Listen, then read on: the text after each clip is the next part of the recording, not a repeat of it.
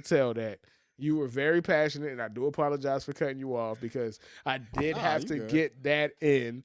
You feel me? I had to put my producer hat and make sure that we Oh, get that segment out of the way. Go ahead. before we go back to that, I do want to say this, man, because I want to be better about this moving forward on the pod. What's When I up? talk about the Dolphins game, I do want to talk about the other team too, because it takes two teams to play. And obviously, Herbie, of course, I want to talk a little bit about the Jets. I'm going to say this about the Jets, Herbie. I'm going to say this. I think what probably makes Jets fans more sick than anything is the fact that they have gotten to see what this team could be in every game, and they still fall flat on their faces every game. And every game, the Jets have been in just about every game, Herbie. I can't really think of too many games this season where they got completely shellacked.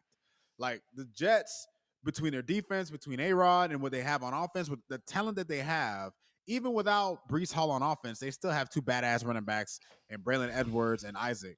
Like they got like the Jets have talent all over their team. But it just goes to show how snake bitten this organization is, Herbie, that they have one of the most legendary quarterbacks of all time. Mm-hmm. And we've had a run of quarterbacks going to teams late and riding off into the sunset, winning Mm-hmm. championships. We saw Peyton Manning do it. We Mm-hmm. saw Tom Brady. Aaron Rodgers do it. I mean, not yeah, but that's what I Tom meant. Brady. You saw Tom Brady. Tom Brady did it. You know what I'm saying? Hell, You we've even seen saw Matt you Stafford do saw it. you saw Matt Stafford win the Super Bowl, even though it's a little bit different because he's not that far along the way Aaron Rodgers is. You Right, saw right, you right. saw uh you saw Joe Cool go to the go to the Chiefs and get to an AFC championship game. Like Mm-hmm.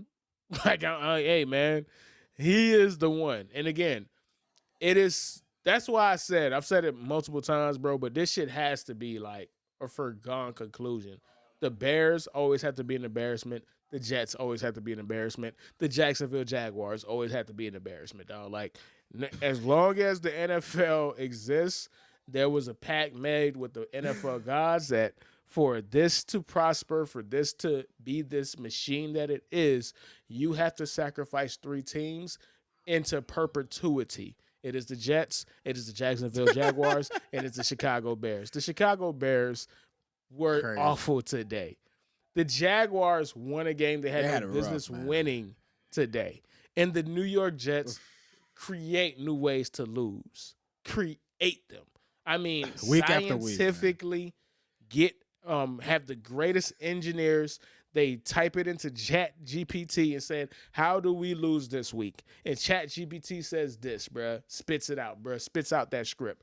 They find new ways to lose, and it's one thing to lose. It's another to lose the way the Jets lose, and it's another to lose when you guys were supposed to be the Lions. You're supposed to be the Vikings. You were supposed to be the Chiefs or the Chargers or whatever. You're supposed to be up there with them.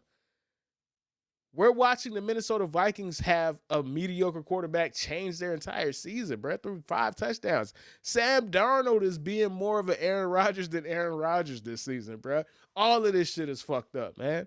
And y'all had Sam Darnold. That's what makes it worse. Perpetuity, bro. They will always be bad. They will always be an embarrassment, dog. And I love it, man. I'm here for it, man. I have adopted in New York Jets hate, bro. By association, dog. I've adopted it, dog.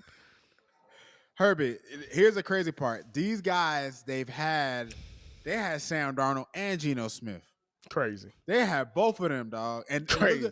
that goes that this listen, Herbie, this goes to show you the power that organizations have over the Mm-hmm. success or non-success of the players on their team, especially quarterbacks.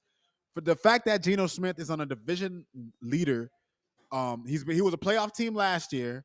They're probably going to win the division this year with Geno under a new head coach. So it's not like it was just Pete Carroll. Like Mm-hmm. Geno's legitimately a top 10-ish quarterback.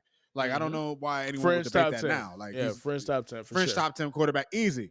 So you see that. I'll never say that about Sam Darnold. What I will say about Sam Darnold is, you know what? I'll keep my thoughts for him for my red zone thoughts because he's on there. Oh, just But keep it, keep it, keep it. To your point, Herbie, the Jets, the Bears. I mean, maybe Caleb might be able to do it. Maybe it Maybe. wasn't We'll looking like see. that today. Okay, how Let's go about like this that though? today. How But about this? Because I think that's a good point to transition off of, right? Like you're talking about organizations, you're talking about organizations putting teams in the best way to succeed, and again, that gives us opportunity to come all the way come back full circle to what we were talking about earlier, bro. So, question is this, man? Chris Grier, is his time up? I want you to finish with your thoughts that you had earlier when you were absolutely revving hot, and Chris Gear was catching your ire. And there's two things that you were talking about. You're talking about Chris Greer, and you're talking about the fans who don't know shit about Tua, bro. So we already, matter of fact, I think we resolved the Tua. Like we kind of finished that off. So what do you have to say about Chris Greer? Because we well, talked about it. We talked about it last week, and to see the lack of depth in a game like this, where you guys had to gut it out, and it shows that he has not been doing his thing on his end as far as a GM. How do you feel about the question that I'm proposing right now? I mean, Herbie, look, I'm not a Chris Greer fan. Like I have throughout the past few seasons, I've given Chris Greer a lot of grace as a Dolphin fan, just because he's hit on like he's been better than some GMs we've had before him, Herbie. But you know what? I've realized something in life, Herbie. Just because what you've come across is better than what you had, doesn't mean you got to keep fucking with it. Because if you have any kind of self respect, you can always do better. So the way I look at it, Herbie, Chris Greer has been an okay GM, right? He hit on the quarterback. He hit on a few picks. He's hit on some of his picks. He's gotten some really good free agent pickups. He's also gotten some pickups that we would love to forget, like the Will Fullers of the world and shit like that, like niggas who just didn't contribute at all. So we've seen a mix of him, but Herbie, at the end of the day, me and many other fans in the fan base have we've lost faith in Chris Greer just because at the end of the day, I feel like Herbie, when you are someone who runs a business or when you're someone who runs any kind of when you're in charge of something and you're tasked with making sure you hire the right people or have the right people in the building or whatnot, I think you feel like you could trust someone more who will address your weaknesses and make sure that when they do address your weak, because here's the thing, Herbie, you can draft offensive linemen, you can get free agent pickups, but if they don't work out, you can't just say, "Yeah, well, I tried." Like Herbie, you have a franchise quarterback that has only been healthy for one season in his whole pro/college career. Your priority number one over even getting weapons. Like getting Tyreek Hill was a godsend because we needed Mike McDaniel understood he had to rebuild to his confidence because Brian that whole situation we talked about it 100 times. But where I fault Greer Herbie was that at the end of the day, as the GM, you have to make sure you do everything in your power to protect your your greatest asset. And any GM's greatest asset is their quarterback, Herbie. That's their greatest asset. And even if you can't fully protect them, because it's a lot to ask when you know the guy's injury history, why wasn't there more emphasis on having a quality backup, at least someone who could run the offense, even if they can't run it like Tua does, have at least kind of like an offense for them, right? The reason why I say this, Herbie, is because we saw this with Green Bay. Jordan Love goes out, Malik Willis goes in. They installed the Malik Willis offense. We've seen this with other coaches. Okay. So at the end, like we've seen this with Mike Tomlin. He has his offense for Justin Fields, he has his offense for Russell Wilson. Like, and maybe that's something that I could point to Mike McDaniel for. But at the end of the day, Mike McDaniel's not the one going out and getting the backups. He's not the one signing for these guys. That's Chris Greer. So at the end of the day, Herbie, I think what a lot of fans can't forgive Greer for is just the fact that we've had some great homegrown talent that we let walk, like Christian Wilkins, even though he got hurt this year.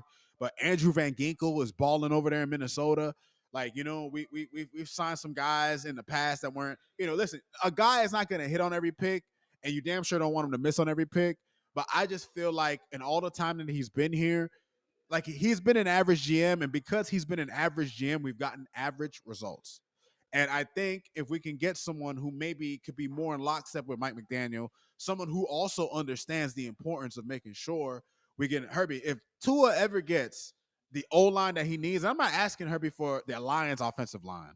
I'm not asking for the Eagles offensive line. Like y'all don't want to see Tua behind in the offensive lines like that. He'll be looking just as good, if not better than Goff. I won't say Jalen Hurts because Jalen Hurts can run with the ball. But like just I give me can a say top 10. Jalen Give Hurts, me bro. Listen, Jalen Hurts got his own wide receivers ready to slap the shit out of him, bro. I'm comfortable in saying Jalen Hurts. All right.